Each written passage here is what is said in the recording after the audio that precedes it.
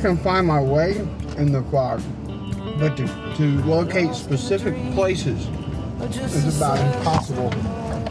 The worst fog they ever had, people actually couldn't see their own feet. La Barclay, c'est tout d'abord une forêt. La forêt de Frozen Head, un parc de l'État du Tennessee. Des collines à perte de vue, des dizaines de kilomètres carrés d'une forêt impénétrable, une nature impitoyable, un terrain de jeu sauvage, parfait pour la course la plus difficile au monde. C'est vraiment un retour aux sources du vrai trail, du pur trail, pas de balisage. It's a test of your ability to push yourself to the limit. Tu te débrouilles avec une carte, une boussole et voilà. It's not a race in that perspective that you race other people.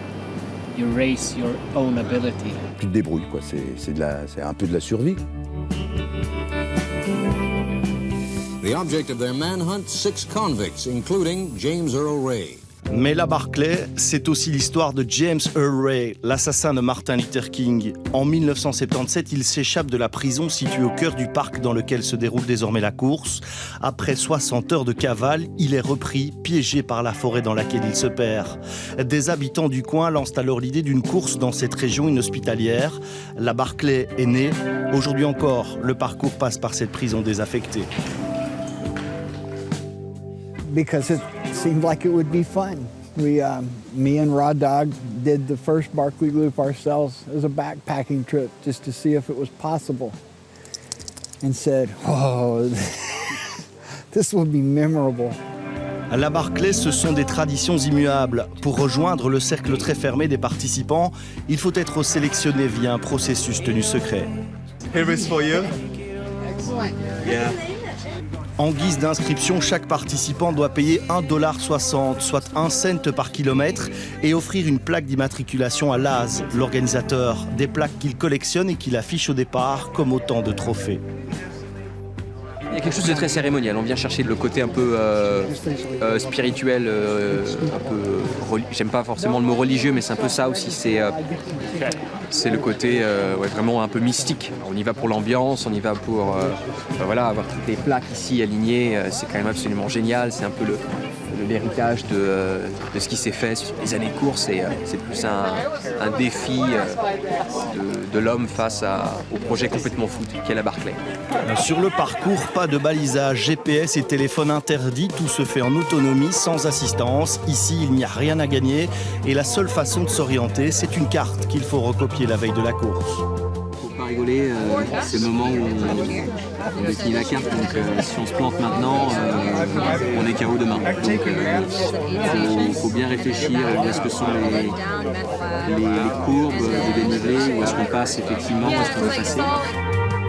La symbolique de la course, c'est aussi cette barrière jaune, point de départ et d'arrivée des coureurs. Ils auront 60 heures pour tenter de réaliser 5 fois la boucle tracée dans la forêt. 12 heures par tour, pas une seconde de plus. Les règles de la Barclay sont implacables.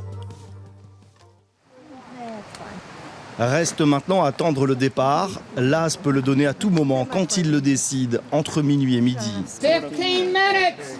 Il est 1h42 du matin ce samedi 1er avril. Laz allume sa cigarette en guise de top départ. Les coureurs peuvent enfin s'élancer dans la nuit pour une longue aventure intérieure.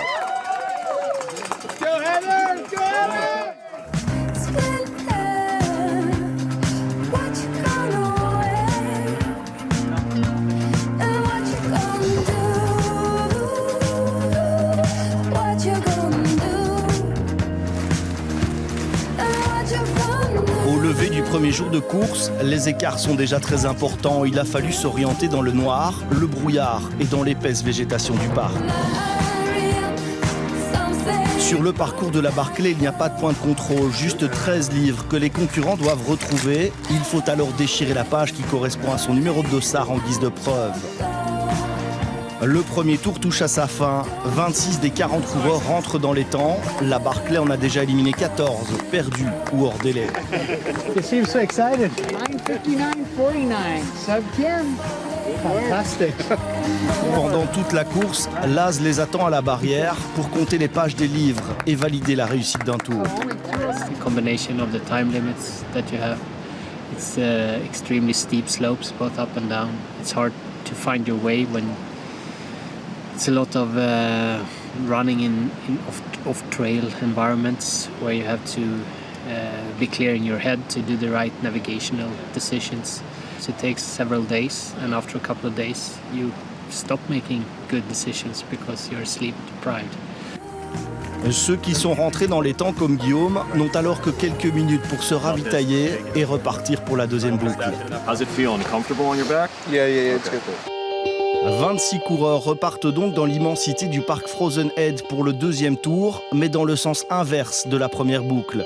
La sélection naturelle continue, les concurrents renoncent les uns après les autres. Ici, on apprend l'humilité. L'enfer, brouillard, pluie, et avec la tempête, beaucoup de branchages à travers les sentiers, partout, enfin c'est que des obstacles, Ça te fait voir la vie différent, tu relativises vachement, ça te change, je pense que la Barclay, ça rend un homme meilleur.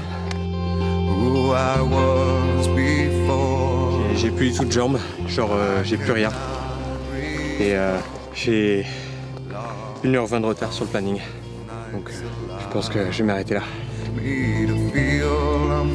Au point de départ, ils ne sont que 2 à repartir sur la 4e boucle. La course va donc se jouer entre 2 vétérans de l'épreuve, le Canadien Gary Robbins et John Kelly, l'enfant du pays. Sweet.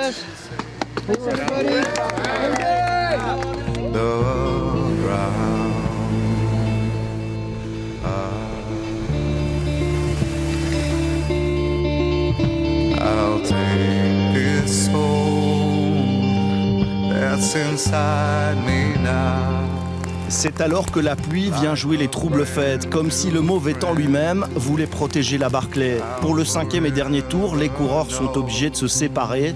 Seul, c'est John Kelly qui sort le mieux son épingle du jeu et devient le 15e coureur depuis 1986 à finir 5 tours de la Barclay en moins de 60 heures. Gary Robbins, lui, se trompe de chemin à quelques kilomètres de l'arrivée. Il rejoint la barrière jaune dans le mauvais sens avec 6 secondes de retard sur la limite de 60 heures.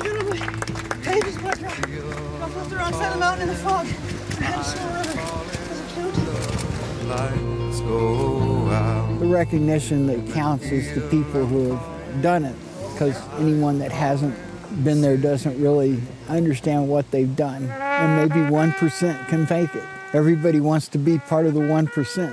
To go out there and try it, you learn some things about yourself. Sometimes you find in some ways that maybe you're not as big as you thought you were, and then in other ways you find out that there's more in you than you thought you could do.